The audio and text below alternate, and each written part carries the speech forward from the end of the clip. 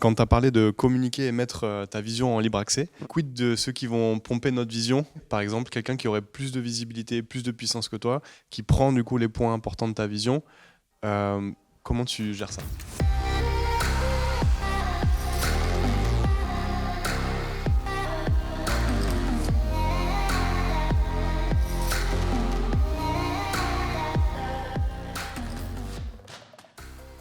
Tu vas voir qu'au final, même si tu la rends publique, on ne va pas forcément te la piquer. 1. 2, tu vas le faire à ta façon. Parce que tu as une question que tu as posée après, c'est comment se positionner dans un secteur déjà un peu océan rouge. D'expérience, si tu ne communiques pas ta vision, tu ne vas pas attirer à toi justement les circonstances, les personnes qui vont pouvoir t'aider à l'accomplir. Donc là, après, c'est plus une notion peut-être de confiance en soi, sa capacité à y arriver. Mais encore une fois, ce n'est pas parce que tu en parles maintenant que quelqu'un d'autre va aussi le faire. Je veux dire, entre une idée que tu as, une vision, et la mise en place, il y a tout un monde, quoi. On a tendance à croire que peut-être on va nous la piquer, mais je peux te dire qu'il faut faire l'inverse et au contraire, c'est en parler. En fait, j'ai remarqué que plus tu dis la vérité et que tu la partages publiquement, plus ça arrive vite dans ta vie. Si tu la gardes pour toi, c'est un peu énergétique, c'est un peu karma, je sais pas, je pourrais pas mettre pour le mec rationnel, ingénieur, je pourrais pas mettre des mots derrière, mais c'est généralement ce qui se passe. Donc si tu as une putain de vision pour ce que tu veux faire, partage-la. Parce qu'au contraire, et je vais te dire, ça attire. Quand tu prends par exemple des startups qui vont faire des levées de fonds, qu'est-ce qu'ils font? Ils partagent leur vision, hein, pour pouvoir attirer des investisseurs, du capital, ce genre de choses.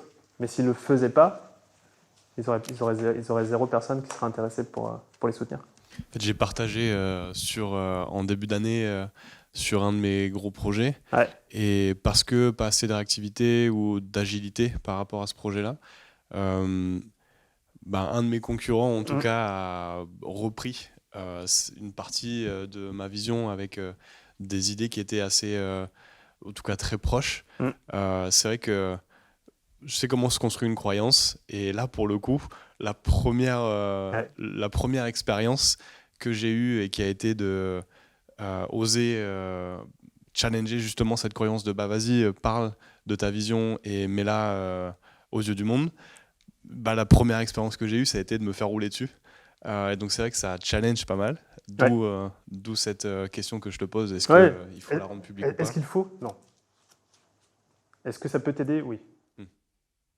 Après ça, que si je fais le paradoxe, certes, ça m'a challengé, mais de l'autre côté, ça m'a attiré des personnes qui sont venues me voir en me disant du coup, j'aime ton énergie et la manière dont tu le fais. Ouais. Donc, c'est vrai que ça revient à est-ce que tu joues pour gagner ou est-ce que tu joues pour pas perdre, quoi. Ta vision, elle est liée à ton caractère, etc. Si quelqu'un la copie, il va se sentir déphasé sur ta vision, il va se lasser de te copier, quoi. Peut-être. En fait, il y a de ça. Et c'est marrant, tu as posé une question sur la personnalité aussi derrière. C'est qu'en fait, tu fais des trucs avec ta propre énergie. Et même, quand bien même, tu as 2 entreprises qui ont la même vision, tu vas le faire avec... tu vois, si ça vient de ton cœur et ton ADN, sur le long run et sur la durée, c'est la tienne qui va perdurer. Nous, pareil, on a des visions du mastermind et je vais vous le partager. On pourrait dire, je vais faire la même chose. Mais nous, c'est tellement ancré dans notre ADN, je respire, je parle de ça tous les jours, tout le temps, que même si on copie, je n'ai pas trop d'inquiétude.